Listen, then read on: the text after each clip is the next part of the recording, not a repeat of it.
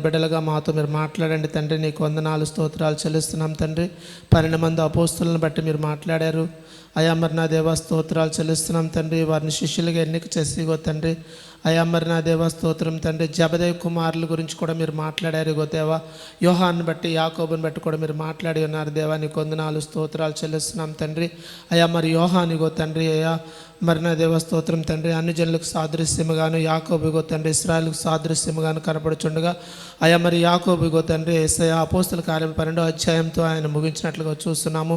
యోహాన్ అయితే చివరి వరకు ఉన్నట్లుగా చూస్తున్నాం తండ్రి. అయ్యా ఇది సంఘకాలం కనుక ఈ సంఘకాలంలో కృప ఉంది అయా. మరి కృప ఉన్నంత సంఘం ఉన్నంత వరకు నా దేవ కృప మీరు విస్తరింపచేస్తారు కనుక ఈ సంఘకాలం నా దేవ స్తోత్రం మాకు ఇచ్చిన ఈ కోత కాలము సంఘకాలం ఈ కాలంలో మేము ఉన్నాము అయా. నీ కృపను బట్టి మేము జీవిస్తున్న వారముగా ఉన్నాము కనుక ఇగో తండ్రి యేసయ్య నీ కొందనాలు నీ బిడ్డలైన అందరినీ మీరు ప్రేమిస్తున్నారు అయా. నీ బిడ్డలకు కావలసినవన్నీ అయా సమస్తము నా దేవా మీ అందు ఉన్నవి కనుక తండ్రిని బట్టి అయా కుమారుని ద్వారా తండ్రిని వేడుకుంటే కుమారుడు సమస్తాన్ని ఇవ్వగలడు సమర్థుడు కనుక తండ్రి ద్వారా కుమారుడికి అనుగ్రహించిన ప్రతీది మనకు అనుగ్రహించడానికి కుమారుడు కూడా సిద్ధముగా ఉన్నాడు కనుక ఇగో తండ్రి యేసయ్య పరలోకంలో ఆయన కుడి పార్శ్వంలో కూర్చుండి కుమారుడు గో తండ్రి అయ్యా మరి విజ్ఞాపన చేయుచున్న కుమారుని బట్టి వందనాలు స్తోత్రాలు చెల్లిస్తున్నాము. ఈ రాత్రి కూడా నా దేవ నీ కుమారుడు ద్వారా మీరు మాట్లాడండి, నీ ఆత్మతో నింపండి. కుమారుడు ద్వారా ఇగో తండ్రి అయ్యా మరి నీ బిడ్డలుగా నా దేవ స్తోత్రం తండ్రి సత్యాన్ని మేము గ్రహించడానికి సర్వసత్యంలోనికి మేము రావడానికి నా దేవ స్తోత్రం చెల్లిస్తున్నాం తండ్రి. అయా మరి ఏది సత్యము ఏది అసత్యము తెలుసుకోవడానికి సత్యమైన మార్గం ఏదని మేము అయా మరి నా దేవ స్తోత్రం తండ్రి చూచినప్పుడు గో తండ్రి అయా మరి మేలు కరుగు మార్గం ఏదని అవి విచారించి తెలుసుకోమని ఇర్మియా భక్తుడు కూడా మాట్లాడుతున్నాడు కనుక అవి మేలైన దానిలో నడిస్తే నెమ్మది ఉంటుంది, సమాధానం ఉంటుంది.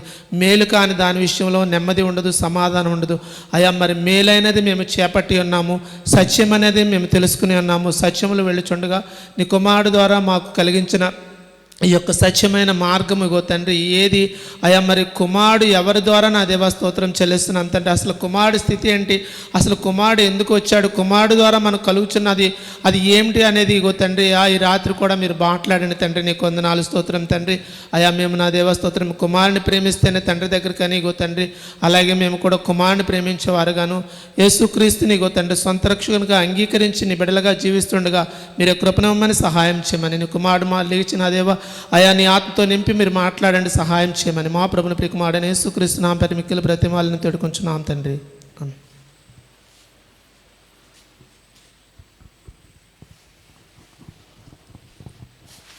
వాక్య సాధ్యమై ప్రార్థించిన ప్రియులు శ్యాంబాబు గారికి వందనాలు తెలియజేస్తున్నాం.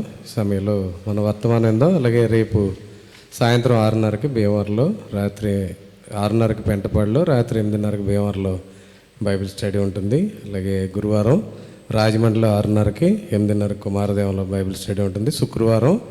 ఈ శుక్రవారం ప్రత్యేకమైనటువంటి క్రిస్మస్ వార్త కూడిక చిక్కాల్లో ఉంది. దాని కొరకు కూడా ప్రార్థన చేయండి. ఈ శనివారం మొదటి శనివారం కనుక కాకినాడలో మధ్యాహ్నం 2 గంటలకి సందీప్ గారి యొక్క సహోదరుల యొక్క గృహంలో, అలాగే అదే రోజు సాయంత్రం 7 గంటలకి పెద్దాపురంలో, రాత్రి 7 గంటలకి సహోదరి రాధగారి యొక్క గృహంలో ప్రత్యేకమైన కూడికలు ఉంటాయి ఈ వారంలో. వాటి కొరకు ప్రార్థన చేయండి. అలాగే ప్రాముఖ్యంగా ప్రతి నెల జనవరిలో జరుగుతున్నటువంటి కాన్ఫరెన్స్ ఈ సంవత్సరం కూడా జనవరిలో 13 నుంచి 17వ తేదీ వరకు తెలంగాణ ప్రాంతంలో ఉన్నటువంటి కరీంనగర్లో జరుగుతుంది. దాని కొరకు ప్రార్థన చేయండి. రావాలనుకున్న వారు కూడా సిద్ధపడవలసిందిగా తెలియజేస్తున్నాం. ఈ సమయంలో సేవకులు మార్క్స్ వార్త నుంచి వర్తమానం అందిస్తారు కాబట్టి ఈ దినం దేవుడు మనకి అనుగ్రహించబోయే వర్తమానం కొరకు ప్రార్థనాపూర్వకంగా సిద్ధపడదాం. ఈ సమయాన్ని వర్తమానం అందించవలసిందిగా సేవకులకు అప్పగిస్తున్నాను. ప్రభుకు స్తోత్రములు. ప్రభు అయిన యేసుక్రీస్తు నామములో మీకు అందరికి కూడా వందనాలు తెలియజేస్తున్నాను. ప్రభు మనకిచ్చిన ఈ సమయాన్ని బట్టి ప్రభుకి వందనాలు చెల్లిస్తున్నాను. మార్క్స్ వార్తలోంచి మనం నల్లజర్లలో వింటున్న వర్తమానాన్ని కంటిన్యూ చేద్దాం. మార్క్స్ వార్త 3వ అధ్యాయం 13 నుంచి 19 వచనాలు చదువుకుందాం.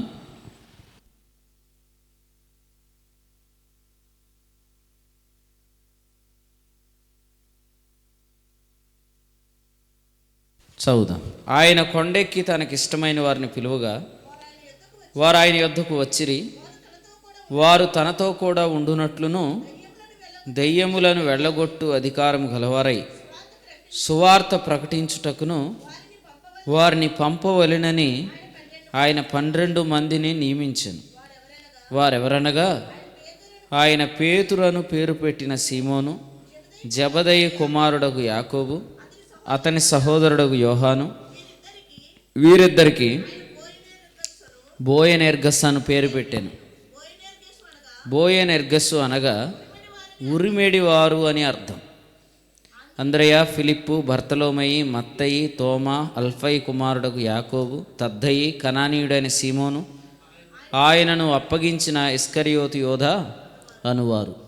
ప్రార్థన చేద్దాం. కృపగల తండ్రి, మీకు వందనాలు చెల్లిస్తున్నాం. ఈ బైబిల్ తరగతి కొరకే మీకు వందనాలు.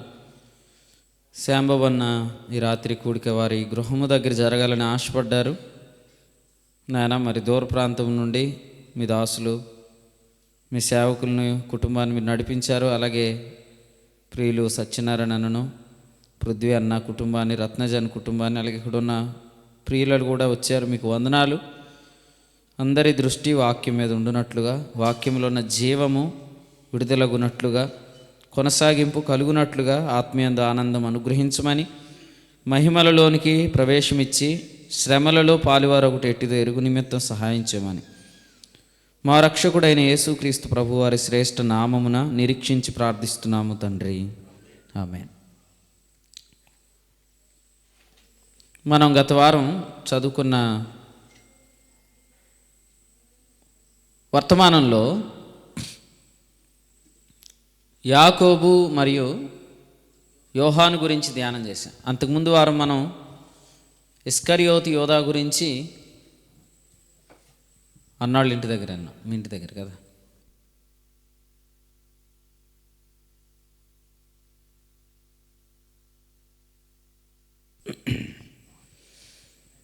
చూడండి, యాకోబు మరియు యోహాను వీరిద్దరి గురించి కూడా మనం ధ్యానం చేసినప్పుడు ఒక విషయాన్ని మనం గమనించాము. అదేంటంటే యాకోబు అపోస్తుల కార్యాలు 12వ అధ్యాయంలో ఎందుకు చనిపోయాడు అనేది మనం ధ్యానం చేశాం. అపోస్తుల కార్యముల గ్రంథం 12వ అధ్యాయంలో యాకోబు చనిపోయాడు. యాకోబు సహోదరుడైన యోహాను గురించి యేసుప్రభు ఏం చెప్పారంటే, నేను వచ్చే వరకు అతడు ఉండుట నాకు ఇష్టము అని యోహాను సువార్త 21వ అధ్యాయం 22వ వచనంలో చెప్పారు.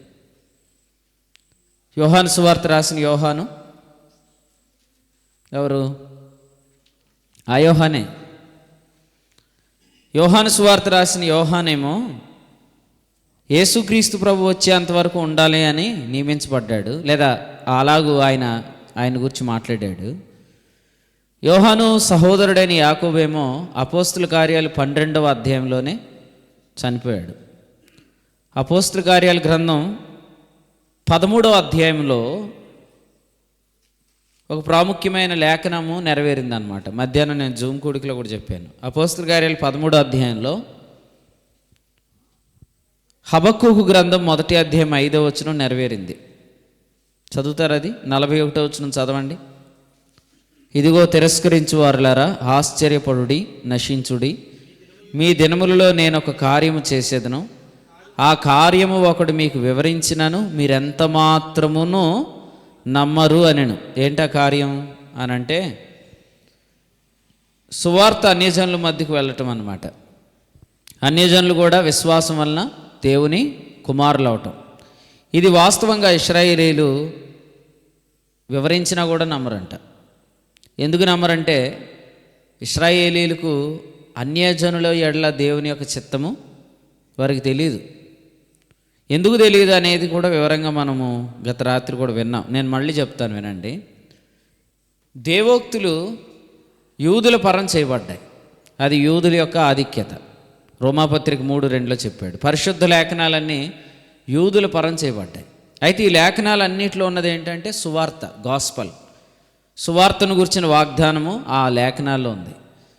సువార్త ఏమో ఇద్దరు ప్రాముఖ్యమైన వ్యక్తుల గురించి మాట్లాడుతుంది. ఒకటి ప్రభు అయిన యేసుక్రీస్తు మరియు ఆయన సంఘము. ప్రభు అయిన యేసుక్రీస్తు మరియు ఆయన సంఘం. ఈ లేఖనాలన్నిటిలో కూడా, యూదుల పరం చేయబడిన పరిశుద్ధ లేఖనాలన్నిటిలో కూడా క్రీస్తు మరియు సంఘం ఉన్నారు. అయితే సంఘము అన్యజనుల లో నుండి విశ్వాసానికి విధేయులైన వారు అన్నమాట. ఆరంభ దినాల్లో ఎవరు విశ్వసించారు యేసుక్రీస్తునందు? యూదులు విశ్వసించారు. అపోస్తల కార్యాలు 2వ అధ్యాయంలో పరిశుద్ధాత్మ రాగానే విశ్వాసానికి విధేయులైన వారు ఎవరంటే యూదులే. కానీ అపోస్తల కార్యాలు 10వ అధ్యాయంలో మొట్టమొదటిసారి అన్యజనుల మీద కూడా పరిశుద్ధాత్మ కుమ్మరించబడ్డాడు 44వ వచనంలో. అప్పుడు పేతురు అన్యజనులకు బాప్తిస్మం ఇచ్చాడు. అంటే మొట్టమొదట అన్యజనులు యేసుక్రీస్తునందు విశ్వాసం వల్ల నీతిమంతులు అవుతారని పేతురుకు అర్థమైంది. అయితే ఇది జరిగింది 10వ అధ్యాయంలో. అయితే 13వ అధ్యాయంలో పౌలును బర్నబాను అంత్యోకయ సంఘం నుండి సువార్తకు పంపించారు. ఆ సువార్తకు పంపిస్తే వారికి క్లియర్గా ఏమర్థమవుతుందంటే, ఎందుకో దేవుని ఆత్మ మనల్ని అన్యజనుల మధ్యలోనికి వెళ్ళమని చెప్తున్నాడు, యూదుల మధ్యలోనికి వెళ్ళమని చెప్పట్లేదని వాళ్ళు క్లియర్గా అర్థమైపోయింది. అప్పుడు వారి దృష్టికి వచ్చిన లేఖనం హబక్కూకు గ్రంథం 1వ అధ్యాయం 5వ వచనం. ఏంటది? ఇదే అపోస్తులు 13:41. ఇదిగో తిరస్కరించు వారులారా, ఆశ్చర్యపడి నశించుడి, మీ దినములో నేను ఒక కార్యము చేసేదను, ఆ కార్యము ఒకటి మీకు వివరించిన మీరంత మాత్రము నమ్మరు అనెను. ఈ మాట తర్వాత మనం వచ్చిన 46 చూడండి. ఇప్పుడు అప్పుడు పౌలును బర్నబాయు ధైర్యంగా ఎట్లన్నది, దేవుని వాక్యం మొదట మీకు చెప్పుట ఆవశ్యకమే, అయినా మీరు దానిని త్రోసివేసి మిమ్మల్ని మీరే నిత్య జీవన అపాత్రులుగా ఎంచుకుంటున్నారు కనుక ఇదిగో మేము అన్యజనుల యొద్దకు వెళుతున్నాం. అలాగే పౌలు బర్నబాలు అంత్యోకయ సంఘానికి పంపించబడినప్పుడు వారు అన్యజనుల మాకు వెళ్ళాలి అనే దేవుని వారికి చెప్పండి అర్థమైపోయింది. ఇంకా చెప్పాలంటే అపోస్తల కార్యాలు 16వ అధ్యాయంలో దీని వివరణ కూడా మనం చదువుకుంటున్నాం. ఒకసారి చదువుతారండి. అపోస్తల కార్యాల గ్రంథం 16వ అధ్యాయం వచ్చిన 6. ఆసియాలో వాక్యం చెప్పకూడదని పరిశుద్ధాత్మ వారిని ఆటంకపరిచినందున అని మాట్లాడుతున్నాం. సో పరిశుద్ధాత్మ ఎందుకు ఆటంకపరుస్తున్నాడు ఆసియాలో వాక్యం చెప్పకూడదని? ఎందుకంటే పరిశుద్ధాత్ముడు వచ్చిందే అన్యజనుల ఆశీర్వచనం కోసం, అన్యజనుల ప్రవేశం కొరకు. అబ్రహాముకు దేవుడు చేసిన అన్యజనుల విషయమైన వాగ్దానం కొరకు వచ్చాడు. మరి అపోస్తల కార్యాలు 2 నుంచే ఈ పని చేయొచ్చు కదా అంటాం మనం.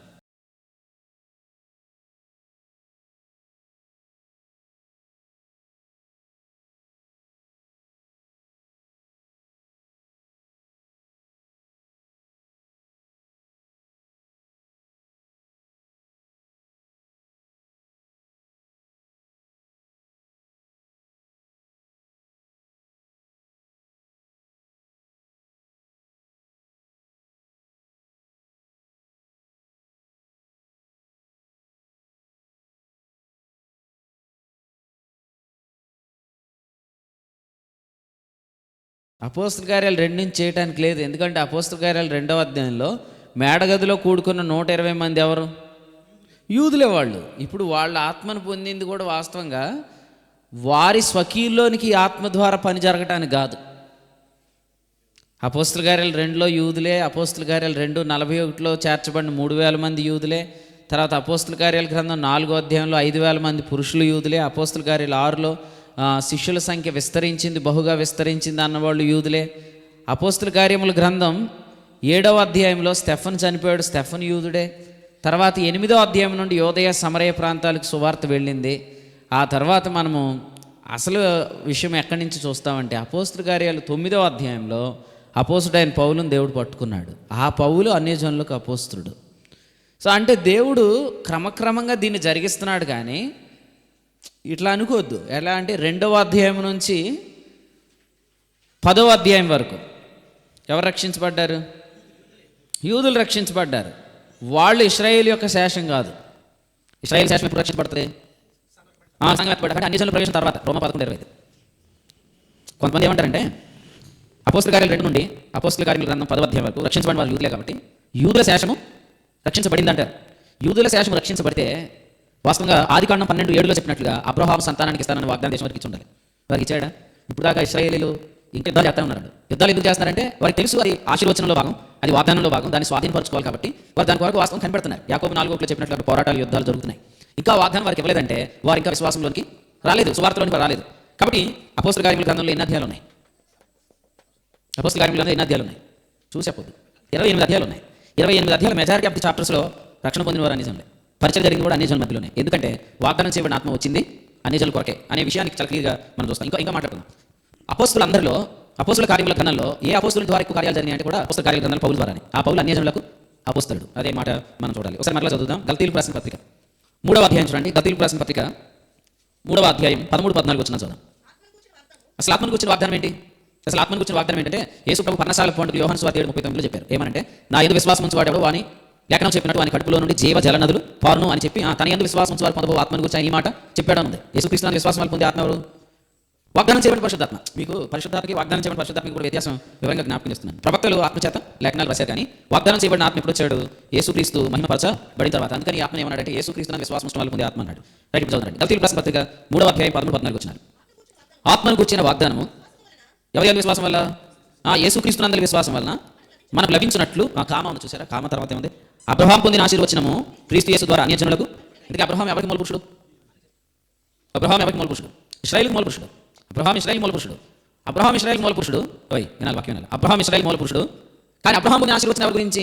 అన్యజనుల గురించి. ఇప్పుడు వాగ్దానం చేయబడిన ఆత్మ కూడా వచ్చింది ఆ ఆశీర్వచనంలో భాగంగానే. నేను పృథ్వీ అన్న కన్ఫ్యూజన్ ఏమైనా ఉందా? ఇప్పుడు గలతీ 3:8 చదవండి. అన్యజనులను నీతిమంతులుగా తీర్చున్నాను లేఖన ముందుగా చూచి నీ యందు ఇశ్రాయేలు కాదు, నీ యందు అన్యజనులందరూ ఆశీర్వదింపబడుతురని అబ్రహాము నాకు సువార్తను ముందుగా. ఆ సువార్తను ఏమన్నాడు? ఆశీర్వచనం అన్నాడు. ఎవరి గురించి? అన్యజనుల గురించి. ఈ ఆశీర్వచనం నెరవేరాలంటే వాగ్దానం చేయబడిన ఆత్మ రావాలి. కాబట్టి వాగ్దానం చేయబడిన ఆత్మ వచ్చిన అన్యజనుల కొరకే. ఏ అధ్యాయంలో వచ్చాడు? అపోస్తల కార్యాలు 2వ అధ్యాయంలో వచ్చాడు. కానీ అన్యజనుల మీద ఎప్పుడు కుమ్మరించబడ్డాడు? అపోస్తల కార్యాలు 10వ అధ్యాయం 44 వచ్చు. మీరు గ్రంథం తినేసేయాలి. ఏ వచనాలు ఎక్కడ ఉన్నాయి, ఏ విషయం ఎక్కడ ఉందో చెప్పేయాలి. యేసు ప్రభు వచ్చేస్తున్నాడు. ఈ గ్రంథం కూడా తినకపోతే కరెక్ట్ కాదు. మరి బిర్యానీ తిందామంటే అన్నమాట. ఇది నవ్వి పడేసేయాలి. ఎక్కడ ఏదో అంత రావాలి బయట. అన్యజనుల మీద పరిశుద్ధాత్మ కుమ్మరించబడింది. అపోస్తల కార్యాలు 10వ అధ్యాయం 44 వచనం. అర్థమైంది మీకు? ఇప్పుడు దీన్ని బట్టి ఆలోచించండి. యేసుక్రీస్తు ప్రభు వాస్తవంగా పరలోకంలోకి వెళ్ళింది అన్యజనుల కొరకైన ఆశీర్వచనాన్ని నెరవేర్చడం కొరకే వెళ్ళాడు. అందుకనే ఇశ్రాయేలు యేసు ప్రభుని ఏమన్నారు చూడండి. అపోస్తల కార్యాల గ్రంథం 1వ అధ్యాయం వచనం 6 చదువుదాం. ఎవరు? ఖచ్చితంగా యూదులే వెళ్ళి. ఎందుకంటే యేసు ప్రభు శిష్యులు ఎవరు? అప్పటికి అందరూ యూదులే. 120 మంది మేడలో కూడివారు ఎవరు? యూదులే. వారు ఇక్కడ కూడి వచ్చి ఏమంటారంటే, ప్రభువా ఈ కాలమందు ఇశ్రాయేలునకు రాజ్యమును మరలా అనుగ్రహించేదవా అంటే. ఇప్పుడు వాళ్ళ లెక్క ప్రకారం యేసు ప్రభు తిరిగి లేచినాక ఇశ్రాయేలు రాజ్యం ఇచ్చాడు అనుకోండి. ఇశ్రాయేలు రాజ్యం ఇచ్చాడంటే అబ్రహాముకు అన్యజనుల కొరకు చేసిన వాగ్దానాన్ని ఆయన నెరవేర్చినట్టు. నిరర్థకం అయిపోయింది. అసలు అది నిరర్థకం కాకూడదు. ఎందుకంటే మీకు మన సండే కూడా చెప్పాను. అబ్రహాం తర్వాత గత 3:16 చెప్తాడు. అబ్రహాం తర్వాత 430 సంవత్సరాలకి ఇశ్రాయేలీయులు 10 ఆజ్ఞల ధర్మశాస్త్రం తీసుకొని వస్తారు. దీని ఉద్దేశం ఏంటి? అబ్రహాంతో దేవుడు చేసిన పూర్వం చేసిన నిబంధనను పుట్టివేయాలని చేస్తారు. ఆ నిబంధనలో వాగ్దానం చేసిన వాగ్దానం ఏంటంటే, నీ యందు భూలోక వంశాలని ఆశీర్వదిస్తారు. కాబట్టి దేవుడు ఆ వాగ్దానం మర్చిపోలేదు. అసలు యేసుప్రభు ఈ లోకంలోకి వచ్చినప్పుడు ఆయన ఎక్కడ పుట్టాడు? ఇశ్రాయేల్లోనే పుట్టాడు. యేసుప్రభు ఇశ్రాయేల్లో పుట్టినా, ఆయన యూదుడుగా పుట్టినా, ఆయన తన స్వకీయులకు ఇష్టం లేని ప్రాంతంలో 2 దినాలు ఉండటానికి వెళ్ళాడు. ఆ 2 దినాలు ఆయన ఉన్న ప్రాంతం పేరు సమరయ. యేసుప్రభు సమరయ స్త్రీతో మాట్లాడాడు. యేసుక్రీస్తు సమరయ స్త్రీతో మాట్లాడితే తన శిష్యులు కూడా ఆశ్చర్యపోయారు. ఎందుకంటే యేసుక్రీస్తు ప్రభు ఎందుకు సమరయులతో మాట్లాడకూడదు కదా? యూదుడు సమరయులతో మాట్లాడకూడదు కదా? సమరయ మార్గం రాకూడదు, సమరయులను దాహడకూడదు, సమరయ స్త్రీతో మాట్లాడకూడదు. ఇవన్నీ మాట్లాడడం వాళ్ళు ఆశ్చర్యపోతారు. ఎందుకంటే వాళ్ళందరూ యూదులు. కానీ ఈ యోహాను సువార్త 4వ అధ్యాయం 40వ వచనంలో యేసు ప్రభు వారి మధ్యలో 2 దినములు ఉన్నాడు అనే విషయం ఏం చెప్తుందంటే, యేసుక్రీస్తు యూదుడిగా పుట్టాడు, కానీ వాస్తవంగా ఆయన యూదుడుగా ఎందుకు పుట్టాడంటే, ఇప్పుడు అన్యజనులకు ఆశీర్వచనాన్ని ఇవ్వడం కొరకు పుట్టాడు. అందుకని యేసు ప్రభు ఈ లోకంలో పుట్టిన తర్వాత శిలువ మరణం పొంది సమాధి చేయబడి తిరిగి లేచాక ఆయన భూమి మీద లేడు. ఉండుంటే ఆయన ఇశ్రాయేలు కొరకు అని అర్థం. పరలోకానికి వెళ్ళాడంటే అది అన్యజనుల కొరకు అని అర్థం. అందుకనే ఈ అపోస్తల కార్యాల గ్రంథంలో ఆ వచనం కూడా మనం చదువుకున్నాం. 3వ అధ్యాయం చూడండి. అపోస్తల కార్యాల గ్రంథం 3వ అధ్యాయంలో 12వ వచనం చూడండి. పేతురు మాట్లాడుతున్నాడు. ఎవరితో? చదవండి. ఎవరు మాట్లాడుతున్నాడు చూడండి. 12వ వచనం. సో ఎవరితో మాట్లాడుతున్నాడు? ఇశ్రాయేలీయులారా. పేతురు మాట్లాడుతుంది ఎవరితో? ఇశ్రాయేలీతో మాట్లాడుతున్నాడు. ఏం మాట్లాడుతున్నాడు చూద్దాం. అదంతా ఎందుకన్నా మీరు ఆల్రెడీ విన్నారు, వాక్యం మళ్ళీ చదువుతున్నారు. ఆ వచ్చిన చదువు కూడా ఇశ్రాయేలుతో మాట్లాడుతున్నాడు. ఏం మాట్లాడుతున్నాడు అంటే వచ్చిన 20, మీ కొరకు నియమించిన క్రీస్తు యేసును ఆయన పంపునట్లును. అప్పుడు యేసు ఎక్కడ ఉన్నాడు? పేతురు ఈ వాక్యం చెప్పేటప్పటికి తలలో వెళ్ళిపోయాడు ఆయన. మీరు చెప్పే ఆన్సర్ ఏంటి? కన్ఫ్యూజన్ కూర్చున్నారు. ఆన్సర్ చెప్తే మీరు వాక్యం బాగుంటున్నారు. అపోస్తల కార్యాల 3వ అధ్యాయంలో పేతురు ఎవరితో మాట్లాడుతున్నాడు? ఇశ్రాయేలుతో. యేసుప్రభు అప్పుడు ఎక్కడున్నాడు? అప్పటికే వెళ్ళిపోయాడు ఆయన. పరలోకం వెళ్ళి పరిశుద్ధాత్మను పంపాక పరిశుద్ధాత్మతో పేతురు నింపబడి మాట్లాడుతున్నాడు ఈ మెసేజ్. పేతురు ఏమంటున్నాడు? మీ కొరకు నియమించిన క్రీస్తు యేసును ఆయన పంపునట్లు అంటున్నాడు. ఆల్రెడీ యేసుప్రభు వచ్చాడు, చనిపోయి సమాధి చేయబడి తిరిగి లేచి పరలోకం వెళ్ళాక మళ్ళీ పేతురు ఇశ్రాయేలుతో ఏమంటున్నాడు? యేసుక్రీస్తును దేవుడు పంపునట్లు అంటున్నాడు. అంటే ఇప్పుడు వాళ్ళు ఏమనుకుంటారు? ఎందుకు రావాలి, ఎందుకు చనిపోవాలి, ఎందుకు వెళ్ళాలి, మరి వెళ్ళిపోయినోడు గురించి మళ్ళీ పంపిస్తాడు అంటాడేంటి? అది ఇక్కడ వాళ్ళు అందరూ ఆ మాటల్లోనే ఆలోచనలో ఉన్నారు. మనం ఎలా చదువుకుంటే వెళ్ళిపోతే పాయింట్ అర్థం కాదు. యేసుప్రభుని పంపునట్లంటే పంపుతాడంటే మనమేమనుకుంటాం? 2వ రాకడలో యేసుప్రభు వస్తాడు అనుకుంటాం. అది కాదు. చాలా జాగ్రత్తగానండి. మొదటిసారి వచ్చిన యేసుక్రీస్తు ప్రభు ఇశ్రాయేలీల మధ్యలో పుట్టాడు, యూదుడుగా ఈ లోకంలో ఆయన సంచరించాడు, యూదుల పండుగల్లో కూడా ప్రభు కనిపించాడు. అయితే శిలువ మరణం పొంది సమాజం తిరిగి లేచిన తర్వాత పరలోకానికి ఆయన వెళ్ళిపోవడం దగ్గర మనం ఆగాలి. ఎందుకు అసలు వెళ్ళిపోతున్నాడు ఆయన? ఎందుకంటే ఆయన ఇశ్రాయేలు రాజ్యం స్థాపించలేదు. ఇశ్రాయేలు కొరకైతే ఆయన ఇక్కడే ఉంటాడు. ఆయన వెళ్ళిపోతున్నాడంటే లోక 24:49 ఆయన క్లియర్గా చెప్పాడు, నేను వెళ్ళి వాగ్దానం చేయబడినది పంపిస్తానన్నాడు. ఈ వాగ్దానం చేయబడిన ఆత్మ వచ్చింది అన్ని జనుల కొరకు. ఎందుకంటే ఈ ఆత్మ వస్తేనే అబ్రహాముతో దేవుడు చేసిన ఆశీర్వచనం నెరవేరుతుంది. ఆశీర్వచనం ఏంటి? నీ యందు భూలోక వంశంలన్నీ ఆశీర్వదించబడతాయి. రామచంద్రపురం కానీ నల్లచర్ల కానీ అలాగే ఇక్కడ చాలా మంది మనం ఇక్కడికి వచ్చి మనం అందరం అన్ని జనమే కానీ యూదులం కాదు. మన కొరకు యేసు ప్రభు పరలోకంలోకి వెళ్ళాడు. ఇశ్రాయేల్ కొరకు అయితే పరలోకంలోకి వెళ్ళాల్సిన అవసరం లేదు. ఇప్పుడు పేతురు ఇశ్రాయేల్తో మాట్లాడుతూ మీ కొరకు నియమించిన క్రీస్తు యేసును ఆయన పంపునట్లు మీరు మారు మనసు పొంది తిరుగుడి అన్నాడు. అంటే ఇప్పుడు ఈ టైం మీకు ఎందుకు ఇచ్చాడు? ఇశ్రాయేలు మారు మనసు పొందడానికి ఇచ్చాడు. ఇశ్రాయేలు ఇప్పుడు ఈ 2000 సంవత్సరాలు ఏం చేయాలా? మారు మనసు పొందాలా. ఈ 2000 సంవత్సరాలు యేసు ప్రభు ఎలా ఉంటాడు?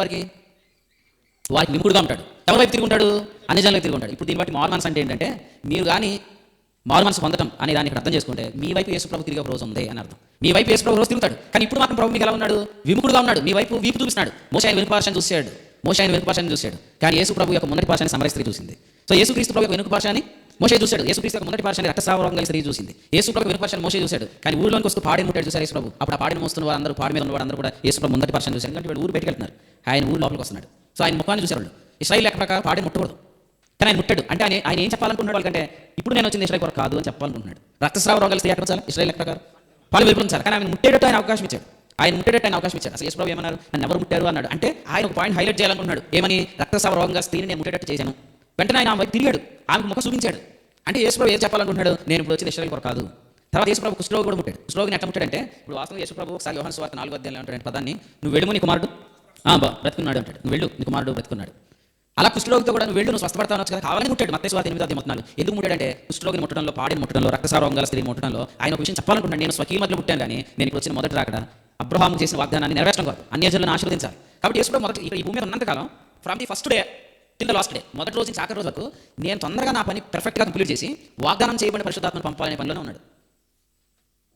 అర్థం మీకు? యేసు ప్రభు ఆయన ఉన్న దినాలని తొందరగా వెళ్ళిపోవాలి. ఎవరిని పంపాలి? వాగ్దానం చేయబడిన పరిశుద్ధాత్మను పంపాలి. వాగ్దానం చేయబడిన పరిశుద్ధాత్మని పంపాలి. ఆయన వస్తే అన్ని జనుల పట్ల దేవుని యొక్క చిత్తం స్టార్ట్ అయింది అనమాట. ఈ సంకల్పమును బట్టే యేసు ప్రభు వెళ్ళిపోవడానికి రెడీ ఉన్నాడు. అందుకని చూడండి, యేసు ప్రభు వచ్చి మొట్టమొదటి రోజు పరిచర్యలో బాప్తిస్మ ఇచ్చి యోహాను ఏం చెప్పాడు చూడండి. యోహాను సువార్త మొదటి అధ్యాయం, యోహాను సువార్త మొదటి అధ్యాయం వచ్చిన 33. నేను ఆయనను ఎరుగనైతిని కానీ బాప్తిస్మ ఇచ్చుటకు నన్ను పంపినవాడు నీవెవరి మీద ఆత్మ దిగి వచ్చి నిలుచుచూపో ఆయనే పరిశుద్ధాత్మలో బాప్తిస్మం ఇచ్చేవాడని నాతో చెప్పారు. యేసుక్రీస్తు యొక్క ఉపోద్ఘాతం చెప్పడానికి దేవుడు వాడుకున్న వ్యక్తి ఎవరు? తొలిపోలికలు ఎవరు? యోహాను. తొలిపలుకులో యోహాను కలిగిన తొలిపోలిక ఏంటి తెలుసా? యేసుక్రీస్తు అంటే యేసుక్రీస్తు అని చెప్పలేదు. యేసు అంటే ఎవరంటే పరిశుద్ధాత్మలో బాప్తిస్మం ఇచ్చేవాడని చెప్పాడు.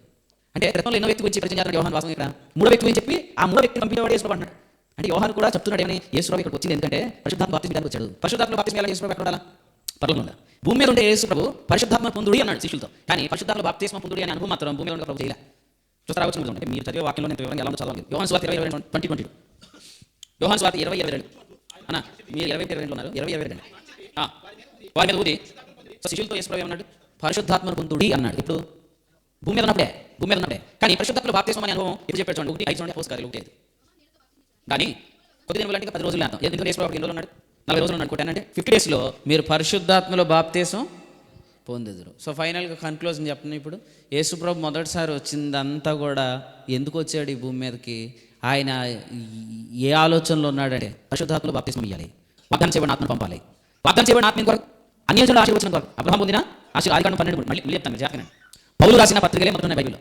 ఆ తర్వాత పేతురు రాసిన పత్రికలు ఉన్నాయి. పౌలు అన్యజనులకు అపోస్తలుడు, పేతురు యూదులకు అపోస్తలుడు. నెంబర్ 2 లోక ప్రభువైన యేసుక్రీస్తు ఎత్తుకున్నప్పుడు 2 మాటలు చెప్పాడు. అన్యజనములకు వెలుగు, ఇశ్రాయేలుకు మహిమ. ఫస్ట్ అన్యజనులకు చెప్పాడు. నెంబర్ 3 దేవుడు అబ్రహామును పిలిచి పిలుపులో 2 వాగ్దానాలు ఇచ్చాడు. ఫస్ట్ వాగ్దానం నీ యందు అన్యజనులందరూ ఆశీర్వదించబడతారు. రెండో వాగ్దానం నీ సంతానానికి దేశిస్తాను. అంటే ప్రతి మాటలో కూడా ఫస్ట్ జెంటైల్స్ గురించి, నెక్స్ట్ జ్యూస్ గురించి. అందుకనే యేసుప్రభు ఈ లోకానికి వచ్చినప్పుడు ఆయన మొట్టమొదటి ఆలోచన కూడా అన్యజనులను ఆశీర్వదించడానికి వాగ్దానం మీద ఉంది.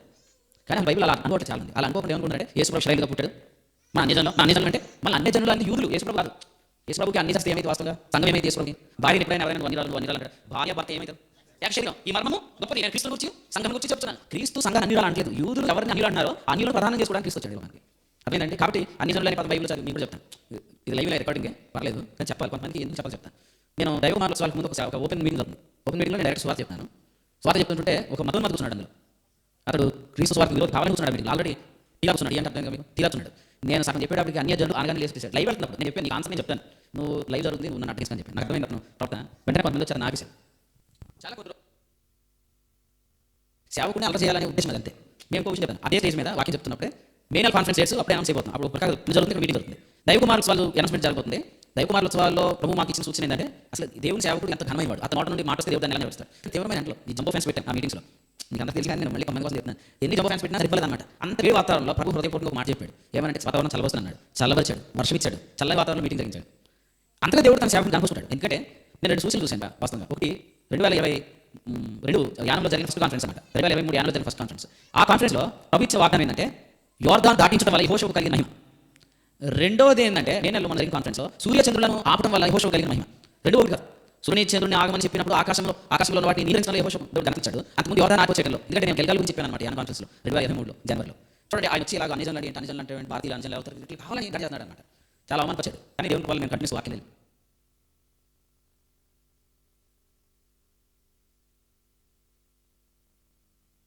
అయితే ఆమెకు దేవుని పట్ల చాలా ప్రేమ ఉంది.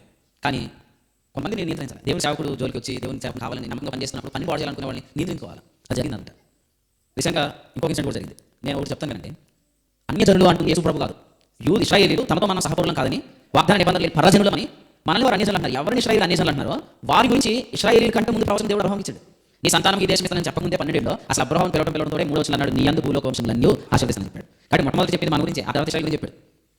కాబట్టి ఆదికాండం 12వ అధ్యాయం 3వ వచనం యొక్క నెరవేర్పు కొరకు యేసుక్రీస్తు పరలోకానికి వెళ్ళిపోయాడు. ఆ సందర్భంలో వీళ్ళు అడుగుతున్నారు చూడండి, అపోస్తలుల గ్రంథం 1వ అధ్యాయం వచనం 5వ వచనం, యోహాను నీడతో బాప్తిస్మం ఇచ్చాను కానీ కొద్ది దినముల్లోగా మీరు పరిశుద్ధాత్మలో బాప్తిసం పొందుదురనెను. కాబట్టి వారు కూడి వచ్చినప్పుడు, ప్రభువా ఈ కాలమందు ఇశ్రాయేలునకు రాజ్యమును మరలా అనుగ్రహించేదవా అని ఆయన అడగ్గా, అప్పుడు యేసుప్రభు ఏమన్నారు 8వ వచనం, అయినను పరిశుద్ధాత్మ మీ మీదకి వచ్చినప్పుడు యెరూషలేములను యోదయ సమరయ బూదిగంతముల వరకు నాకు సాక్షులై ఉందురు.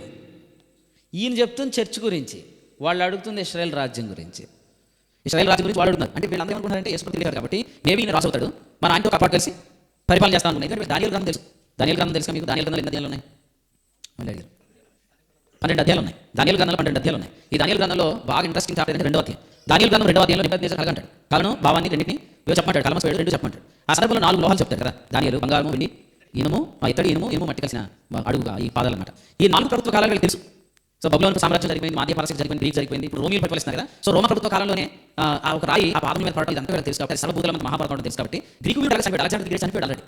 అలెగ్జాండర్ ది గ్రేట్ చనిపోయాడు కాబట్టి నెక్స్ట్ వచ్చేది మన ప్రభుత్వమే అనుకుని ఇశ్రాయేలు ప్రపంచాన్ని వెళ్తామని చెప్పి దే ఆర్ వెరీ ఇంట్రెస్టింగ్ అన్నమాట. వాళ్ళు చాలా ఆసక్తిగా ఉన్నారు. ఇంకోటి ఏంటంటే దానియేలు గ్రంథం 9వ అధ్యాయం, అది కూడా ఆసక్తికరమైన అధ్యాయం. దానియేలు గ్రంథం 9వ అధ్యాయం దానియేలు ఇర్మియా గ్రంథం చదువుతాడు. ఇర్మియా గ్రంథంలో దానియేలు 70 సంవత్సరాలు యెరూషలేము పాడు దెబ్బగా విడబడుతుందని ప్రవచనం చదువుతాడు. చదవగానే దానియేలు అర్థమైంది ఏమంటే 70 సంవత్సరాలు పూర్తవుతున్నాయి, 70 సంవత్సరాలు పూర్తవుతున్నాయి కాబట్టి మేము చదువు నుంచి వెళ్ళిపోతామేమో, మేము మళ్ళీ యెరూషలేము మళ్ళీ నిర్మించబడతామేమో ఆసక్తిగా ఉన్నాడు. అప్పుడు దేవుడు దానియేలుకు 24వ వచనం దానియేలు గ్రంథం 9వ అధ్యాయంలో 70 వారములు ప్రవచనం ఇచ్చాడు. 70 సంవత్సరాలు ఇర్మియా, మీరు విని వదిలేసండి, ఎందుకు పెట్టుకోలేదు. 70 సంవత్సరాలు ఇర్మియా, 70 వారములేమో దానియేలు. ఈ 70 వారములు అంటే వారం అంటే అక్కడ హెబ్రీ భాషలో 7 సంవత్సరాలు అని అర్థం. యాకోబుని వాళ్ళ మాంగారు అంటాడు, నాకు 8 వారాలు ఏమంటాడు, నాకు వారం చేయమంటాడు, వారం చేయమంటే 7 సంవత్సరాలు చేస్తాడు, మళ్ళీ ఏమంటాడు 7 సంవత్సరాలు, వారం అంటే 7 ఇయర్స్. సో నాకు 70 వారాలు 8 సంవత్సరాలు 490 సంవత్సరాలు. ఈ 490 సంవత్సరాలు లెక్క కూడా వీళ్ళకి కొంచెం అర్థమవుతుంది. ఆ 400 కూడా కంప్లీట్ అయిపోతుంది. ఎందుకంటే వీళ్ళ లెక్క ప్రకారం జకర్యా గ్రంథం 9 ప్రకారం యేసు ప్రభు అయితే గాడిదల మీద సీయోను కుమార్తెను దర్శించడానికి వచ్చాడు. అప్పటికి 69 వారాలు కంప్లీట్ అంటే 490 సంవత్సరాలు అయిపోయింది. సో నియర్లీ ఇప్పుడు ఒక 7 సంవత్సరాలు అయిపోయినాయేమో. సో 70 వీక్స్ అయిపోయింది కాబట్టి అభిషేకుడు పరిపాలిస్తాడు వీళ్ళు అంటున్నారు. కానీ ఈ లాస్ట్ 7 ఇయర్స్ ఏదైతే ఉందో దీన్ని ఆయన చర్చ చాలా పెట్టాడు. సో మధ్యలో ఏమైంది, ఈ 483 సంవత్సరాలకి ఆ 7 సంవత్సరాలకి మధ్యలో ఈ 2000 సంవత్సరాల సంఘం వచ్చింది. ఈ మర్మం ఎక్కడ లేదు, దానియేలు గ్రంథంలో లేదు. ఈ మర్మం దానియేలు గ్రంథంలో ఎందుకు లేదంటే సంఘమును గురించిన మర్మము పూర్వమున్న మనుషులకు తెలియబడలేదంటే అపోస్తలుడైన పౌలు. ఒకవేళ అనుకుందాం సంఘ మర్మం అనేది దానియేలుకు తెలియబడితే అపోస్తలుడైన పౌలు గొప్పతనం ఏమీ లేదు. అందుకు మీకు రాస్తాడు చూడండి, ఎఫెసీయులకు రాసిన పత్రిక, ఎఫెసీయులకు రాసిన పత్రిక చూడండి 3వ అధ్యాయం, ఎఫెసీ పత్రిక 3వ అధ్యాయం వచనం 5, ఈ మర్మం ఇప్పుడు ఆత్మ మూలముగా దేవుని పరిశుద్ధులకు అపోస్తులకును ప్రవక్తలకును. ఎవరి అపోస్తులు ఈ ప్రవక్తలు తెలుసా? 2:20 చదవండి. అపోస్తులు ప్రవక్తలు ఎవరంటే సంఘమునకు పునాది వేసిన వారు అన్నమాట. క్రీస్తు యేసే ముఖ్యమైన మూలరాయి అయి ఉండగా అపోస్తులు ప్రవక్తలు వేసిన. సో అపోస్తులు ఇక్కడ చెప్పిన అపోస్తులకి ప్రవక్తలకి ఏం తెలుసు? ఒక మర్మం తెలుసు. ఇప్పుడు ఆ మర్మం ఎవరికి తెలియదు అంటే చదవండి మళ్ళీ చూద్దాం 3:5. ఈ మర్మం ఆత్మమూలంగా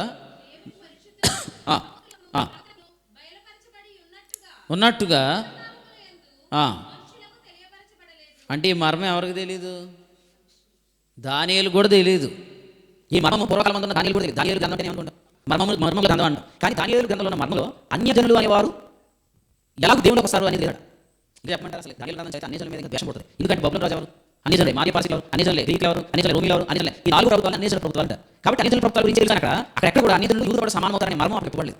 ఆ మర్మము చర్చ కూర్చున్న మర్మం, సంఘానికి వచ్చిన మర్మం. అదే ఇక్కడ పౌలు గారు ఏమన్నారంటే వచ్చిన ఆరు చదవండి, ఆరు చదువు. ఈ మర్మం ఏదనగా, అదిగోండి ఈ మర్మం ఏదంటే చూడండి, ఆరు వచ్చిన చూడండి. ఈ మర్మం ఏదనగా అన్యజనులు సువార్త వలన క్రీస్తు యేసునందు యూదులతో పాటు సమాన వారసులు అవుతారు. అది సో మర్మం ఏంటి ఇక్కడ? ఆ బంగారం బబులు రాజ్యం సూచిస్తుంది, అది కాదు మర్మం. ఆ వెండి మానవ భారత ప్రభుత్వాన్ని సూచిస్తుంది, అది కాదు మర్మం. ఆ ఇత్తడి గ్రీకు ప్రభుత్వాన్ని సూచిస్తుంది, అది కాదు మర్మం. ఆ ఇనుము రోమా ప్రభుత్వాన్ని సూచిస్తుంది, అది కాదు మర్మం. అసలు ఆ మర్మము, ఈ మర్మము మర్మమే కాదు, ఏం ఫీల్ అవ్వకండి. అది పౌలు రాస్తాడు కొరింథీయులకు 13. అప్పుడున్న మహిమ ఇప్పుడున్న మహిమ ముందు మహిమే కాదు. అసలు దానియేలుకు కలిగిన మహిమ కంటే అపోస్తలుడైన పౌలు మహిమ చాలా గొప్పది. ఎందుకు గొప్పదంటే పౌలు గారికి దేవుడు ఏం బయలుపరిచాడంటే అబ్రహాము చేసిన ఆ వాగ్దానం ఎలా నెరవేరిందో బయలుపరిచాడు. జస్ట్ దేవుడు అబ్రహాంతో ఉన్నాడు, రాగా నీ ఎంత భూలోక వంశాలని ఆశ్రదించబడతాయి అన్నాడు. నీ ఎంత భూలోక వంశాలని ఆశ్రదించబడతాయి మాట అసలు అది ఎంత గొప్పదంటే అబ్రహాంలో నుండి దేవుడు అన్యజనులను ఎలా ఆశీర్వదిస్తాడు అనేది దేవుడు అపోస్తలుడైన పౌలుకి బయలుపరిచాడు. అందుకని మనం ఈ రాత్రి వ్యక్తులు జ్ఞాపకం చేసుకుంటే, ఒకటి అబ్రహాము అన్యజనుల గురించి వాగ్దానం పొందినవాడు, రెండు అపోస్తలుడైన పౌలు అన్యజనుల గురించి అపోస్తలత్వం పొందినవాడు. ఒకటి అబ్రహాం ఏమో అన్యజనుల గురించి వాగ్దానం పొందాడు, అపోస్తలుడైన పౌలు ఏమో అన్యజనుల గురించి అపోస్తలత్వం గృహ నిర్వాహకత్వం పొందినవాడు. అబ్రహాం ఎవరు వస్తుందిగా ఇశ్రాయేలు మూల పురుషుడు, అపోస్తలుడైన పౌలు ఎవరు? ఇశ్రాయేలీయుడు. అది ఇప్పుడు మనం ప్రధానం చేసుకునే ఆయన యూదుడు. మీకు అర్థమైందా? అంటే యూదులు వాస్తవంగా మతంలోకి వెళ్ళిపోయి మత పిచ్చిలో ఉండి అన్యజనులు అంటున్నారు, కానీ అసలు వారిని దేవుడు అబ్రహాంకు వాగ్దానం చేశాడని, వారి వరకు అపోస్తలుడైన పౌలును అపోస్తలుడుగా నియమించాడని, ప్రభువైన యేసుక్రీస్తు అన్యజనులను తనకు సంఘంగా చేసుకొని ప్రధానం చేసుకుంటాడని, ఇది ఏది కూడా యూదులు తెలియదు. ఇప్పుడు చెప్పండి, ఇలా జరిగిందని మనకు తెలియక మనం రాంగ్ ఎస్టిమేషన్లు ఎత్తమవుతాం. ఖచ్చితంగా టైం మనం అవుట్ అయిపోతాం, బయట ఉంటాం. అందుకనే ప్రతి సంగతి కూడా మనం నేర్చుకుంటే ఆ సమయం వచ్చినప్పుడు మన కార్యంలో మధ్యలో ఉంటాం, ఆ కార్యంలో వాడబడతాం. అంతేగాని మనం రాంగ్ ఎస్టిమేషన్ చేసేసి తప్పుడుగా అభిప్రాయం పెట్టేసుకొని తప్పుడు ఆలోచనలు వెళ్ళిపోతే ఆ సమయం వచ్చినప్పుడు మనం బయట ఉంటాం. అసలు పరమగీతం చదివితే చాలా ఆశ్చర్యం కలుగుతుంది. ఎందుకనుకున్న పరమగీతంలో అంతఃపురంలోనేమో షోల్మిత్ ఉంటాయి, యెరూషలేము కుమార్తెలు బయట ఉంటారు. పల్లకిని తయారు చేసిన యెరూషలేము కుమార్తెలు ఇశ్రాయేలీయులు, పల్లకిలో కూర్చుంది షోల్మిత్. ఇప్పుడు కూడా అదే, మనం దేవుని చిత్తం అర్థం చేసుకోకుండా అహంకారంతో మనం మాట్లాడటం వల్ల ఆ టైం వచ్చినప్పటికి మనం కార్యాలకు బయట ఉంటాం, ఆ కార్యాలు మనం ఉండం. ఆ కార్యాలకు బయట కూడా మనం ఏం చేస్తాం? కార్యక్రమాలు చేస్తాం. కార్యాలకు బయట కూడా ఏం చేస్తాం? కార్యక్రమాలు చేస్తాం. ఎందుకు? కార్యాల్లో ఉన్నామని చూపించుకోవడానికి. కానీ కార్యాలకు కార్యక్రమాలకు చాలా తేడా ఉంటుంది. కార్యాలు ఎలా జరుగుతాయంటే దేవుడు వాగ్దానం ఇస్తాడు, వాగ్దానం నెరవేర్చడానికి వాగ్దానం ఆత్మ ఇస్తాడు, వాగ్దానం ఆత్మ ద్వారా కార్యాలు జరిగిస్తాడు. వాగ్దానం వాగ్దానాత్మ కార్యాలు. ఫర్ ఎగ్జాంపుల్ చూడండి, హగ్గై 2 అంటాడు, నా ఆత్మ మీ మధ్యలో ఉన్నది భయపడుతుంది అంటాడు. జకర్యా 4 అంటాడు, నా ఆత్మ చేత జరుగును, శక్తి చేత బలం చేత కాదంటాడు. కాబట్టి ఆత్మకార్యాలు చాలా, ఆత్మకార్యాలు మీరు అందరూ ఉండాలి. అహంకారం వస్తే ఆత్మకార్యాలు ఉండవు. అందుకని గర్వం రాకుండా చాలా జాగ్రత్త చూసుకోవాలి.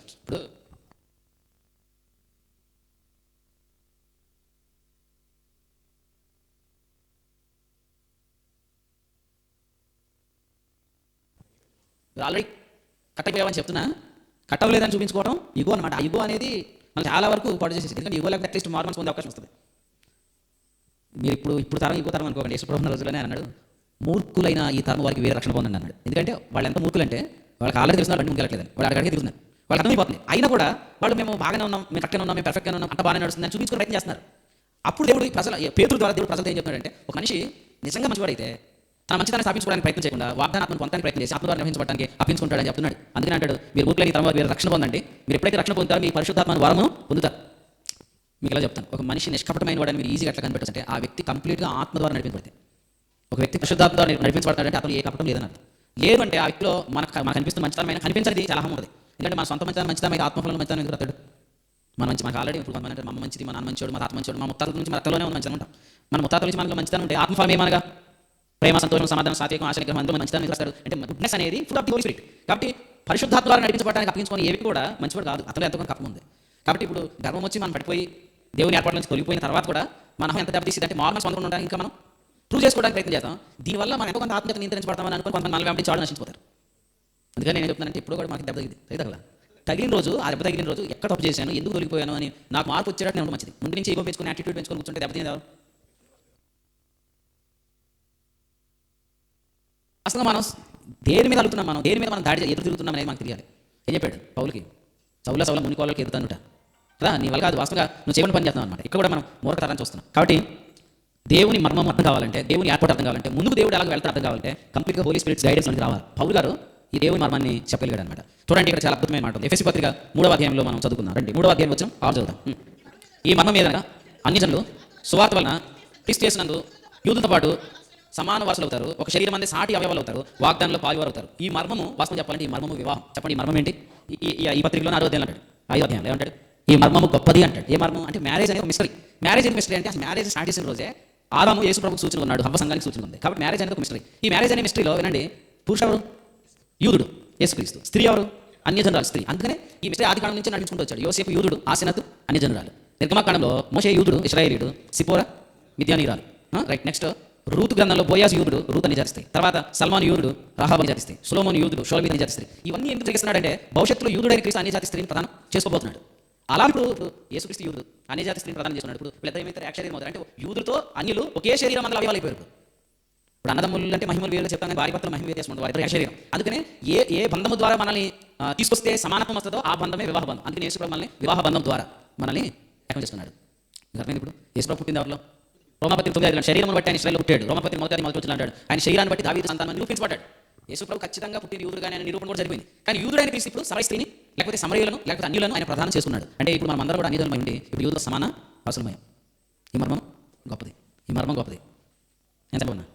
ఎంత గొప్ప మనకి అసలు అన్యజనులకి దేవకులు తెలియదు. దేవకులు అంటే ఎవరు? మీ దగ్గర తెలుగు బైబిల్ ఉందని చెప్పి బైబిల్ మనకి రాలేదు అనుకోండి. 39 గ్రంథాలు, ఇందులో మెజారిటీ ఆఫ్ ది బుక్స్ ఎవరికి రాసింది? ఇశ్రాయేల్ చరిత్రది, ఇశ్రాయేల్ దగ్గర ఉంది. కానీ ఇశ్రాయేలీకి ఎందుకు ఈ బుక్ ఓపెన్ అవ్వలేదంటే ఇశ్రాయేలీలు ఎప్పుడు కూడా అన్యజనులను అని పిలుస్తున్నారు, పరజనులను పిలుస్తున్నారు. ఇంతకు వీళ్ళు ఎవరైతే పరజనులను పిలుస్తున్నారో ఆ పరజనులు ఎవరో కాదు, ప్రభు అయిన యేసుక్రీస్తు యొక్క స్త్రీ అవుతుంది. అది తెలియక అమ్మాయిని ఇష్టపడాడు. ఇప్పుడు యెరూషలేము మాత్రం షోలమీత్ నల్లొస్తున్నారు, చిన్న చూపులు చూస్తున్నారు. అందుకని ఏమైంది? నల్లని దాన్ని నన్ను చిన్న చూపులు చూడకండి, నల్లని దాన్ని నన్ను చిన్న చూపులు చూడదు. నేను ఎక్కడ ఎండలో ఉన్నాను, మరి ఎండలో ఉంటే నల్లగానే ఉంటాను. ఇప్పుడు దాకా ఆయన గ్రేస్ ఆయన రెక్కల కింద రూత్ మోయాబు దేశం నుండి బెత్లెహేముకు వచ్చేంత వరకు ఆయన రెక్కల కింద రాలి, ఆయన రెక్కల కింద రాలి కాబట్టి ఎండలో ఉంది. ఎండలో ఉంది కాబట్టి ఏమైంది? నల్లగైపోయింది. కానీ పైగా ఆమె నల్లగైపోయినా ఆమె పట్ల దేవుడికి ఎప్పుడో వాగ్దానం ఉంది, ప్రణాళిక ఉంది. అందుకని ఏమంటుంది? మీరు నల్లదాన్ని చిన్న చూపు చూసినా ఫూల్స్ అయ్యేది మీరే. ఎందుకంటే నన్ను నల్లదానైనా నన్ను ఆయన అంతపురంలో చేర్చున్నాడు. నేను అంతపురంలో చేర్చబడ్డాను, పల్లకిలో కూర్చున్నాను, రెక్కల కిందకు వచ్చాను.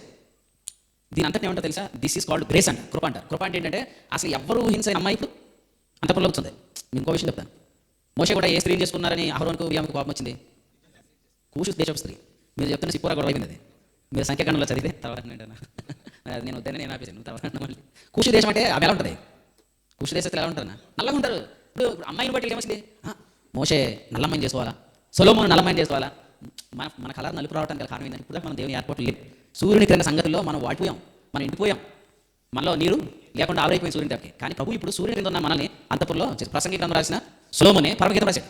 సొలొమోను ప్రసంగి గ్రంథం కూడా సూర్యుని క్రింద గురించి రాశాడు, పరమగీతం అంత అంతపురంలో గురించి రాశాడు. కాబట్టి ఖచ్చితంగా మనిషి జీవితంలో 2 కోణాలు ఉంటాయి. ఒకప్పుడు ఎండలో ఉన్నాం, ఇప్పుడు చల్లని రెక్కల క్రిందకి వచ్చాను. 91 కీర్తన ఆయన ఉగ్రత కింద, 91 కీర్తన ఆయన రెక్కల కింద. 91 కీర్తన ఏమో ఎప్పుడు వెళ్ళిపోతామా దేవుడు ఎప్పుడు పిలుస్తాడని ఎదురు చూసింది. 91 కీర్తన అంటున్నాడు, నేను నీకు దీర్ఘాయువును కలుగు చేస్తాను, దీర్ఘాయువు అంటే ఎక్కువ కాలం బ్రతకమే కాదు, బ్రతికిన దినాల్లో నా రక్షణ నీకు చూపిస్తాను అన్నాడు. సో 91 కీర్తన. కాబట్టి మీరు అర్థం చేసుకోండి, ఇప్పుడు కృప అంటే ఎవరు? అమ్మాయి పేరు అన్నమాట. గ్రేస్ అంటే ఎవరి పేరు? అమ్మాయి పేరు. ఎందుకంటే సంఘముకు ప్రభు పెట్టిన పేరు ఏంటంటే గ్రేస్. ఎందుకంటే గ్రేస్ అనే పేరు ఇశ్రాయేలుకి సెట్ అవుతుంది. ఎందుకంటే ఇశ్రాయేలు ఆల్రెడీ దేవక్తులు ఉన్నాయి, వాళ్ళకి భర్తలు తెలుసు, మోషే తెలుసు, వారికి అహరోను తెలుసు. ఇన్ని తెలిసినా మాకేమో నీతి తెలియదు, నీతిని వెంటాడని మనకై దొరికాడు. అందుకనే ఈ పాట పాడతాం కదా, వెదకని నాకు దొరికితివి నన్ను రక్షింపను, వెదకి వెదకని వారికి దొరికాడు, విచారింపుని వారికి ప్రత్యేకమైన. అసలు మనం కనీసం ఆయన వెతకడానికి మన దగ్గర స్క్రిప్చర్స్ లేవు, ఆయన మనకు దొరికాడు. అందుకనే రోమపత్రిక 10వ వెదకని మనకు ఆయన దొరికాడు కాబట్టి మన పేరు గ్రేస్ అయిపోయింది, మన పేరు ఆయన కృపాని పెట్టాడు. ఇప్పుడు ఫైనల్గా చెప్తాను. అపోస్తలుల కార్యాలు 12వ అధ్యాయం యాకోబు చనిపోయాడు, కానీ యేసు ప్రభు వచ్చేంత వరకు యోహానికి అర్థం ఏంటంటే కృప. అంటే యేసు ప్రభు వచ్చేంత వరకు సంఘం ఉంటుంది. ఆయన సంఘం పట్ల ప్రణాళిక ప్రారంభించకముందే యాకోబు చనిపోయాడు. యాకోబు అంటే వాస్తవంగా 12 గోత్రాలకు మూలకర్త కదా. అందుకనే జబదయి కుమార్లో యాకోబు చనిపోయాడు, యోహాన్ ఇంకా చనిపోయిన కాదు, బ్రతుకున్నట్లు. గ్రేస్ పీరియడ్ ఇంకా ఈ 2000 సంవత్సరాల కాలాన్ని గ్రేస్ పీరియడ్ అని అంటారు అనమాట. రైట్? ప్రభు స్తోత్రం. ఇక ఆఖరి మాట చెప్పుకున్నాం. మార్క్స్ వార్త మళ్ళీ మార్క్స్ వార్త 3వ అధ్యాయం. మార్క్స్ వార్త 3వ అధ్యాయం. ఈ అధ్యాయంలో వచ్చిన పదాలు చదవండి.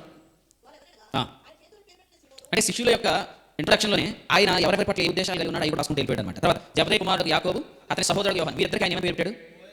బోయనర్గస్ అంటే ఉరిమేడివారు అని అర్థం. సో ప్రభు ఈ అర్థాన్ని ముందే పెట్టాడు. ఉరమటం అంటే ఏంటి? మన సైడ్ అర్థం కాదు, కానీ మన భార్య వాళ్ళ సైడ్ అర్థమైంది అన్నమాట. ప్రకాశం జిల్లా సైడు ఏంది ఉరిమినట్టు చూస్తున్నాం అంటారు అనమాట. అంటే ఏంటంటే ఉరమటం ఏంటి? వాళ్ళు కొంచెం కోపంగా సీరియస్గా ఉండటం అనమాట. ఉరిమేడి వాళ్ళు అసలు ఎందుకు ఉంటున్నారు లేదా, ఇలా ఎందుకు ఉంటున్నారో చూద్దాం. ఆ ఇన్సిడెంట్ ఉన్నారు ఒక స్వార్థ చూడండి. పేదాన్ని బట్టి సీమోన్ పేదరాన్ని పెట్టి పెట్టాడు. ఆద్యం యొక్క ఉరిమేవారిని అర్థం పెట్టాడు. 1:54 చూడండి, 53-54. ఆయన యెరూషలేమునకు వెళ్ళ అభిముఖుడైనందున వారైనను చేర్చుకొనలేదు. అది చూచి దిగి ఇదే ఊరమటం అంటే. సో వాళ్ళు ఎందుకు ఊరిమారు? ఎందుకంటే యేసు ప్రభుని యెరూషలేములో చేర్చుకుప్పుడు మన గురుగారిని యెరూషలేములో ఉండడానికి కదా అనేది చాలా బాగా బాధించిందన్నమాట. యెరూషలేముకి రానిట్లేదు. యెరూషలేముకి వెళ్తే ఇశ్రాయేలు రాజు అయ్యాడు. వాసు యేసు ప్రభు వచ్చింది ఎందుకు? యెరూషలేములో వెళ్ళడానికి కాదు, ఇశ్రాయేలు రాజు అవడానికి కాదు, యెరూషలేము మళ్ళీ వెళ్ళిపడే సిలువలో చనిపోవడానికి వచ్చాడు. అర్థమైంది మీకు? యెరూషలేము వెళ్ళిపోవడానికి సిలువ పెడితే ఇప్పుడు యేసు ప్రభు ఏమైతే యెరూషలేము చనిపోతే పరలోకానికి వెళ్ళి సంఘాన్ని నిర్మిస్తాడు. సంఘాన్ని నిర్మించడానికి కాబట్టి వాస్తవ యెరూషలేము ఆయనను ఇక్కడ చేర్చుకోలేదు. యెరూషలేము చేర్చుకోలేదని ఊరిమారు, కానీ యేసు ప్రభు మీరు ఉరమకాడికి దేవుడు. అదే ప్రభు వారిని చెప్పినట్లు మీరు రావచ్చు. ప్రభు వారి మీరు ఎట్టి ఆత్మ వారు మీరు ఎదురు అంటే వాళ్ళ ఆత్మలో గ్రేస్ లేదన్నమాట. వీళ్ళ ఆత్మ ఏ ఆత్మ ఎందుకంటే అగ్నికి నాశనం అయిపోవాలి. వీళ్ళ అగ్నికి నాశనం అయిపోయిన దేవుడు కాదు, దేవుడు అగ్నికి నాశనం చేసి నిబంధన పరంలో కాలేదు. పరలోకం నుండి వర్షం కురిపిస్తాను. ఏ అంటే 2 భాగాలు మనం తెలుసుకోవాలి. ఒకటి ఏ ఆకాశంలో అగ్నిపాడు, ఏ ఆకాశంలో వర్షాన్ని నింపించాడు. కాబట్టి ఇందులో ఏరియా అగ్ని నింపిన నిబంధన ప్రభు చిత్తం కాదు, కృపావర్ష గురించడానికి ప్రభు ఈ లోకానికి వచ్చాడు. అంటే వాళ్ళు ఏమంటే యెరూషలేము నుంచి చేసుకోవడానికి ఫీల్ అవ్వండి, it is already plan, already ముందుగానే ప్రణాళిక చేయడానికి. నేను యెరూషలేముకి వెళ్ళలేదు, యెరూషలేము వెళ్ళకుండా ప్రభు వెళ్ళాడు. యెరూషలేము గవిని వెలుపడికి వెళ్ళాడు, అక్కడ ప్రభుని సిలువేశారు, అక్కడి నుంచి ప్రభు పరలోకానికి వెళ్ళిపోయాడు. ఆయన వాస్తవం యెరూషలేములో పరిపాలన చేయడానికి ఇష్టపడి వెళ్ళిపోయి అక్కడి నుంచి వాగ్దాన పట్టణానికి పంపించి అక్కడి నుంచి సంఘ నిర్మాణం ప్రారంభించారు. ఇప్పుడు సంఘం నిర్మించబడుతుంది. ఈ సంఘం నిర్మించబడుతున్న దినాల్లో ఆయన యెరూషలేము నిర్మించుకున్నాడు. ఆ యెరూషలేము ఇంకా రాలేదు అదనమాట. కాబట్టి ఇప్పుడు దీన్ని బట్టి ఈ ఊరి వాళ్ళు ఎవరు చంపారు? యాకోబు చంపాడు, యోహాను ఉన్నాడు. యాకోబు ఎందుకు చంపాడు అంటే యాకోబు ఇశ్రాయేలు సూచిస్తున్నాడు, యోహాను సంఘం సూచిస్తున్నాడు, యోహాను ఉన్నాడు. అందుకని ఊరి వారనే పేరు వచ్చిందన్నమాట. అర్థం మీకు ఊరి వారంటే రైట్. నెక్స్ట్ ఫ్రెండ్స్ అది ముగిస్తాను నేను చెప్పి మార్క్స్ అదే వచ్చిన చదవండి. స్పీడ్ కదా 3వ అధ్యాయం అందరూ ఫిలిప్పు, బర్తలోమి, మత్తయి, తోమా, అల్ఫై కుమారుడు యాకోబు, తద్దయి, కనానీయుడైన సీమోను.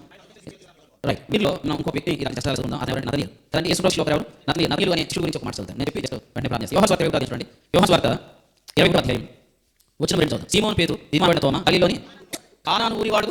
యేసు ప్రభు శిష్యుల్లో నతనీయులు దేవురు. కానా అంటే మనకేం గుర్తొస్తుంది? పెళ్లి కదండి. కానా అంటే పెళ్లి. పెళ్లి కదండి ఎవరిది? యోహాను స్వార్త 3వ అధ్యాయం 2వ అధ్యాయం ఖచ్చితంగా యూదులే.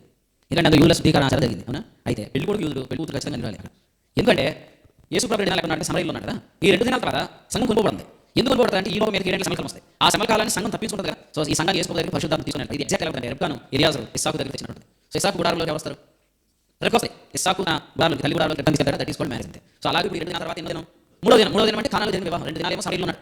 అంటే 2 దినాలు 2000 సంవత్సరాలు, దినం అంటే 1000 సంవత్సరాలు, 2000 ఈ 2000 సంవత్సరాల తర్వాత సంఘాన్ని తీసుకెళ్ళిపోతారు గుడారంలోకి. ఎందుకు తీసుకెళ్తారంటే ఈ 3వ దినంలో సంఘాన్ని ఆయన తనతో తీసుకెళ్ళిపోతున్నారు కాబట్టి, ఆయన దగ్గరికి వెళ్ళిపోతుంది అమ్మాయి కాబట్టి పరిశుద్ధాత్మ అమ్మాయిని తీసుకెళ్తారు కాబట్టి దట్ ఈస్ కాల్డ్ మ్యారేజ్ అన్నమాట.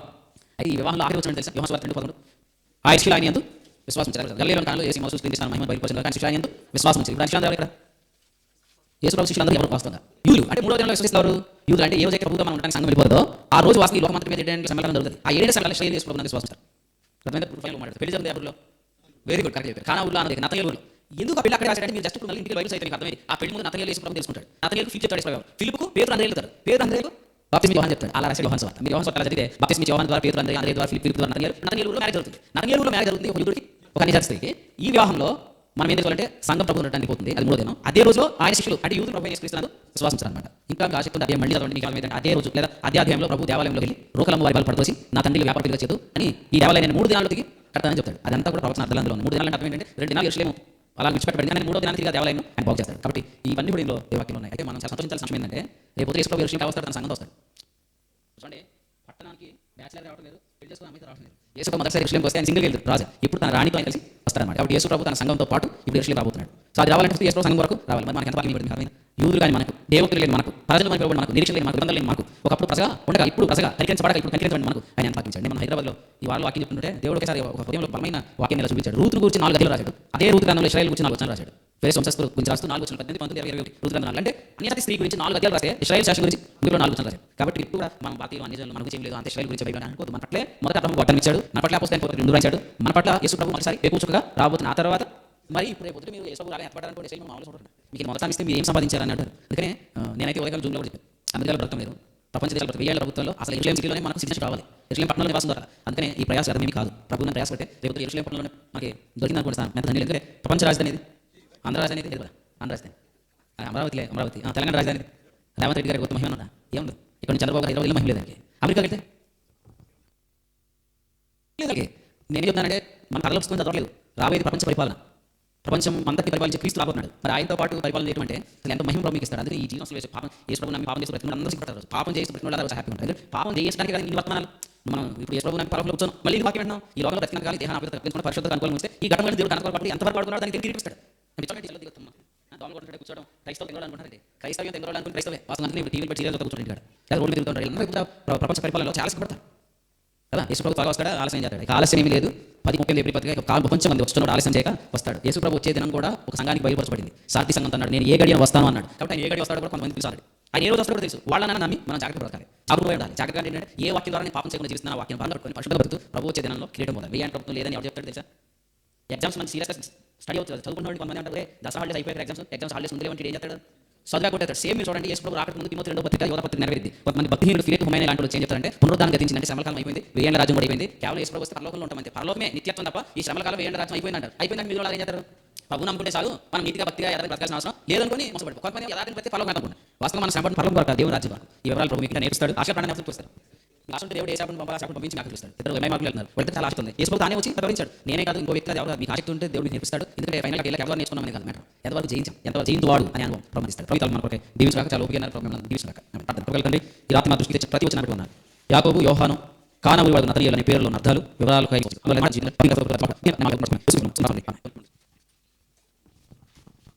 దేవుడు తన దాసులను వాడుకొని పరిశుద్ధాత్మ సాయంతో